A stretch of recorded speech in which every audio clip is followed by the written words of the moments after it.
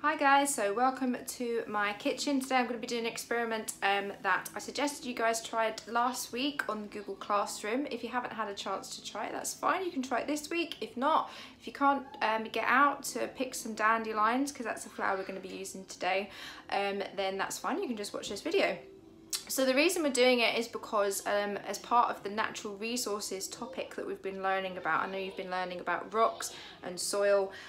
You might be wondering, well, how has flowers got anything to do with it? Well, basically rocks and soil are all natural resources. They're resources that we use and they're provided to us from the earth.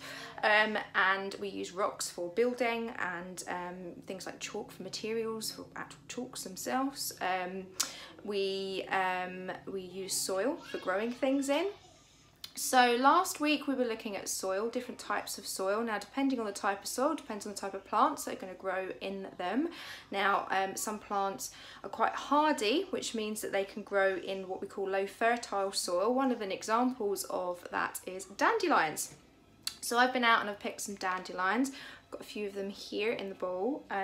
Now the thing about dandelions is technically they're a weed, but bees love them. They can get pollen from them, and there's absolutely tons of them around. They grow in the grass, and if you are going on your daily walk, if you're able to, or just a walk anytime, and you see some dandelions, just pick a load, probably about this much. I've not actually physically counted them, but you can see there's quite a few here. There's maybe about 20 or so, and take them home and you can try this experiment.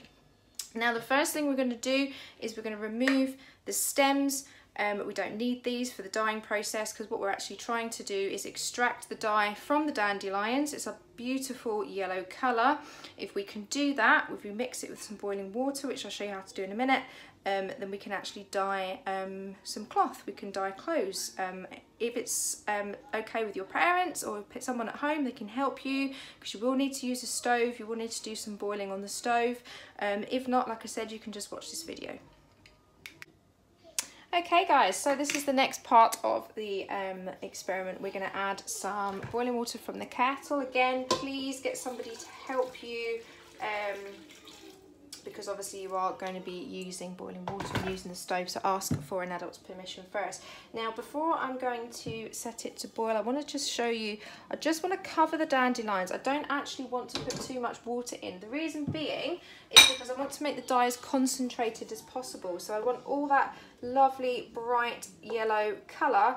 I don't want to dilute it too much with too much water. So just enough to just cover the dandelions there. And we're actually going to put it on a rolling boil for about 10 to 15 minutes. If someone at home's happy to get involved with this, they can do this bit for you, or they can do it and you can watch, or they can help you.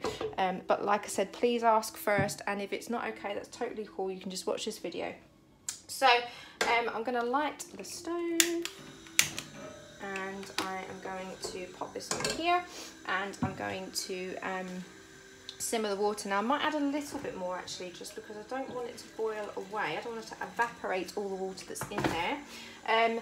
Now we want to get as much of the dye out as possible, so we really want to be keeping an eye on it and looking to see when we start, some of the colour will start leaching out straight away, but we want it to be as bright yellow as possible. So we're going to keep an eye on that. When that sort of process starts to happen, then we're going to add our material. Now I've got some cotton, because cotton's the best type of material to absorb the dye.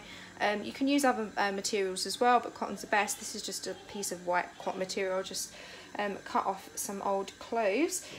Once we've started to get some of the dye coming from the dandelions, and it is a nice yellow colour. It's harder to see in this pot because it's silver, but you just keep a wee eye on it. Then we're going to pop this in, and we're going to allow it to simmer for a little bit longer, just to allow those dyes to keep coming out. Now actually what's happening is, by boiling the dandelions, we're actually releasing the colour from the petals, because it's the petals we're obviously interested in, because that's where the yellow colour comes from. We're actually needing to break open the cells to allow that colour to then leach out into the water. Okay, So I am going to just pause the video and just let this boil away for 10 to 15 minutes. We'll just keep a wee eye on it, make sure, like I said, that not all the water boils away. One of the things I didn't mention, obviously because we were looking at soil types last week, dandelions grow in loam or loomy soil. As I said, they're quite hardy, they can grow pretty much anywhere. At the moment, as you've noticed, it's been really sunny, which has been lovely if you're able to get out for your walks, but we've not had a lot of rain, so again, dandelions can cope with that. Lots of plants, not so much. You know, they require certain conditions, certain soil types, but dandelions will quite happily grow in most places because, like I said, technically they're a weed, and all weed means is they're quite a hardy plant. So I'm just going to let that boil away for a wee bit longer, pause the video and come back when we're ready to add our cloth. Okay, so we have now got some of this beautiful yellow colour leaching into the water. And now I'm going to pop in my white cloth. So I'm just going to use this spoon here.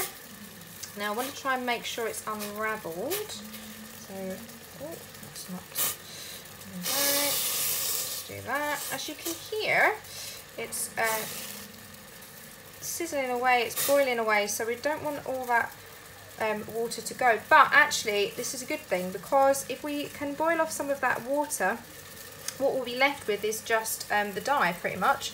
So, like I said, keep an eye on it. Turn down your hob if it is getting too dry, the pot, but actually we're able to get, I don't know if you can see that, it's not the best on the phone, but I'm actually getting some of that yellow dye now that's going into my cloth. So I'm going to turn off the camera. I'm just going to leave it for about 5-10 minutes and then I will take a picture and show you how it went. This is, as you can see, I've got a lot less water than I started because a lot of that water has evaporated and we've just been left with a more concentrated dandelion dye and water solution. Now I'm going to just, it's a little bit warm, just take it out here. Now, as you can see, it's not the brightest, okay? However, if you were wanting to dye something white a nice pastel-y yellow, then dandelions are your guy. Now, the aim of the experiment was really just to show that you can make dyes out of, it kind of looks a bit like pasta, doesn't it? You can make dyes out of natural flowers. You can actually do it with berries and leaves as well. The reason that I haven't used berries is just because some of them can be poisonous. You have to be a bit of a berry expert to know which ones are which, so I didn't want to take the risk. And dandelions, as I said, are really abundant at the moment. We've obviously got a few little bits of leaves and stalks that's still stuck to it, but at the end of the day, we have made a fabric dye out of dandelions that we've just found on a walk. So there you go, you can make dyes out of natural resources such as flowers, berries, plants, leaves, etc. And today we've done that with dandelions.